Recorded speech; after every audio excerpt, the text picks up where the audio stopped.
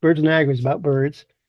We here in the Great Lakes and in Buffalo, birds connect us. Birds connect us to the Arctic, and birds connect us to the Amazon.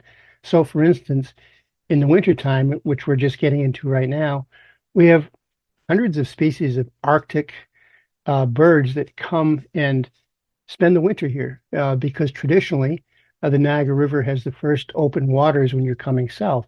And with that comes food and habitat and socialization. The birds that depend on the Arctic, that breed in the Arctic, come here in the wintertime.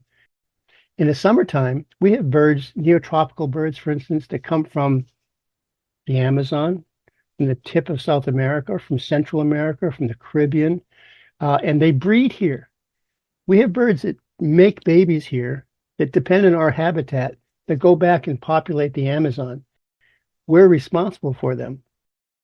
And so I say to people, let's make the local connections. You want to protect the earth, protect the Amazon, protect Arctic?